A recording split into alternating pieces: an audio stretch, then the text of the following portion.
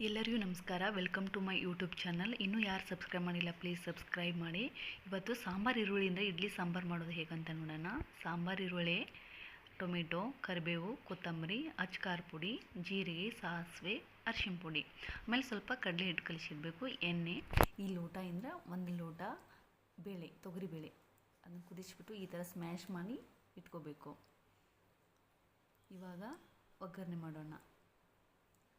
3 spoon ಎಣ್ಣೆ, 3 spoon ಎಣ್ಣೆ ಹಾಕಿ. ಜಾಸ್ತಿ ಎಣ್ಣೆ ಬೇಕಂದರೆ ಇನ್ನೊಂದು ಸ್ಪೂನ್ ಹಾಕ್ಬೋದು. ನಾನು 3 ಸ್ಪೂನ್ ಎಣ್ಣೆ ಹಾಕಿದ್ದೀನಿ.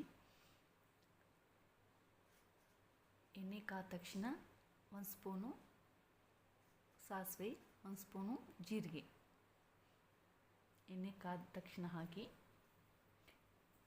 ಮಿಕ್ಸ್ ಮಾಡಿ, ನೀಟಾಗಿ ಮಿಕ್ಸ್ ಮಾಡಿ. 10 ರಿಂದ 12 ಸಾಂಬಾರು ಈರುಳ್ಳಿ, 10 ರಿಂದ 12 ಸಾಂಬಾರು ಈರುಳ್ಳಿನ ಹಾಕಿ. ಜಾಸ್ತಿ ಟೇಸ್ಟ್ ಬೇಕಂದ್ರೆ ಜಾಸ್ತಿ ಹಾಕ್ಬೋದು. ನಾನು 10 ರಿಂದ 12 ಸಾಂಬಾರು ಈರುಳ್ಳಿ ಹಾಕಿದ್ದೀನಿ. ಅದನ್ನು ನೀಟಾಗಿ ಫ್ರೈ ಮಾಡಿ. ಅಂದರೆ ಬ್ರೌನ್ ಕಲರ್ ಬರಬೇಕು, ಸಾಫ್ಟ್ ಆಗಬೇಕು ಅದು ಈರುಳ್ಳಿ, ಚೆನ್ನಾಗಿ ಟೇಸ್ಟ್ ಬರುತ್ತೆ. ಅದಾದ ತಕ್ಷಣ ಕರಿಬೇವು ಹಾಕಿ, ಸ್ವಲ್ಪ ಕರಿಬೇವು ಹಾಕಿ ಫ್ರೈ ಮಾಡಿ.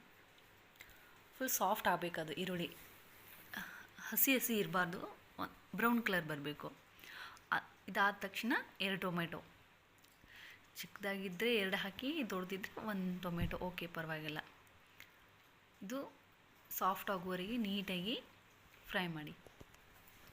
ಇದು ನೀಟಾಗಿ ಸಾಫ್ಟ್ ಆಗಬೇಕು. ಬೇಗ ಸಾಫ್ಟ್ ಆಗಬೇಕಂದ್ರೆ ಅರ್ಧ ಸ್ಪೂನು ಅರಿಶಿನ ಪುಡಿ ಹಾಕಿ ನೀಟಾಗಿ ಮಿಕ್ಸ್ ಮಾಡಿ ಲೋ ಫ್ಲೇಮಲ್ಲಿಟ್ಟು ನೀಟಾಗಿ ಫ್ರೈ ಮಾಡಿ. ಜಾಸ್ತಿ ಉರಿ ಇಡಬೇಡಿ, ಸೀದು ಹೋಗ್ಬೋದು. ಇದು ಆದ ತಕ್ಷಣ ಖಾರ ಪುಡಿ. ಜಾಸ್ತಿ ಖಾರ ಬೇಕಂದರೆ 5 ಸ್ಪೂನ್ ಹಾಕಿ, ಸ್ವಲ್ಪ ಬೇಕಂದರೆ 4 ಸ್ಪೂನ್ ಹಾಕಿ. ಖಾರ ಪುಡಿ ಹಾಕಿಬಿಟ್ಟು ನೀಟಾಗಿ ಈ ಥರ ಮಿಕ್ಸ್ ಮಾಡಿ. ಸ್ಮ್ಯಾಶ್ ಮಾಡಿ ಇಟ್ಟಿರ್ತಾರಲ್ಲ ಆ ಬೇಳೆನ ಈ ಒಗ್ಗರಣೆ ಜೊತೆ ಮಿಕ್ಸ್ ಮಾಡಿ ಮೇಲ್ಗಡೆ ಸಾಂಬಾರು ಪೌಡರ್ ಹಾಕಿ. ಈ ಸಾಂಬಾರು ಪೌಡರ ಹೊರಗಡೆದಲ್ಲ, ನಾನು ಮನೆಯಲ್ಲೇ ರೆಡಿ ಮಾಡಿರೋದು.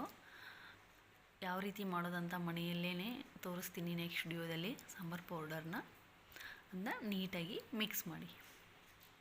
ಸಾಂಬಾರು ಪೌಡರ್ ಹಾಕಿ ನೀಟಾಗಿ ಮಿಕ್ಸ್. ಈ ಲೋಟದಿಂದ ನಾನು 6 ಲೋಟ ನೀರು ಹಾಕಿದ್ದೀನಿ, ಯಾಕೆಂದರೆ ಜಾಸ್ತಿ ಬೇಕಂತ.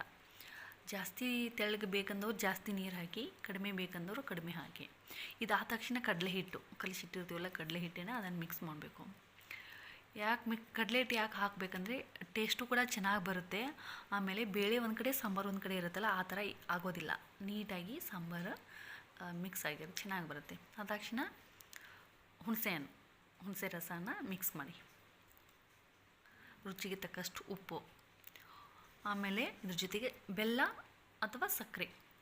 ಬೆಲ್ಲ ಇಷ್ಟ ಆಗೋರು ಬೆಲ್ಲ ಹಾಕಿ, ಸಕ್ಕರೆ ಇಷ್ಟ ಅವರು ಸಕ್ಕರೆ ಹಾಕಿ. ಯಾಕಂದರೆ ಹುಣಸೆ ಹಣ್ಣು ಹಾಕಿರ್ತೀವಲ್ಲ, ಹುಣಸೆ ರಸ ಹಾಕಿರ್ತೀವಲ್ಲ, ಹಾಗಾಗಿ ಹುಳಿ ಇರುತ್ತಲ್ಲ, ಸೊ ಹಾಗಾಗಿ ಸ್ವಲ್ಪ ಬೆಲ್ಲ ಅಥವಾ ಸಕ್ಕರೆನ ಮಿಕ್ಸ್ ಮಾಡಿ ಚೆನ್ನಾಗಿರುತ್ತೆ.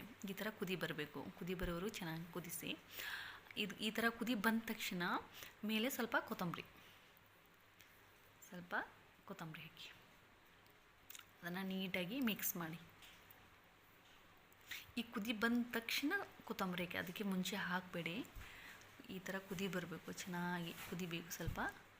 ಅದಾದ ತಕ್ಷಣ ನೀಟಾಗಿ ಮಿಕ್ಸ್ ಮಾಡಿಬಿಟ್ಟು ನೋಡಿ, ಬೇಳೆ ಒಂದು ಕಡೆ, ಸಾಂಬಾರು ಒಂದು ಕಡೆ, ಎಲ್ಲ ಮಿಕ್ಸ್ ಆಗಿದೆಯಲ್ಲ, ಈ ರೀತಿ ಕಡಲೆ ಹಿಟ್ಟು ಮಿಕ್ಸ್ ಮಾಡಿದ್ರೆ ಈ ರೀತಿ ಒಂದು 5 ನಿಮಿಷ ಇದನ್ನ ಮುಚ್ಚಿಡಿ, ಚೆನ್ನಾಗಿ ಕುದೀಲಿ.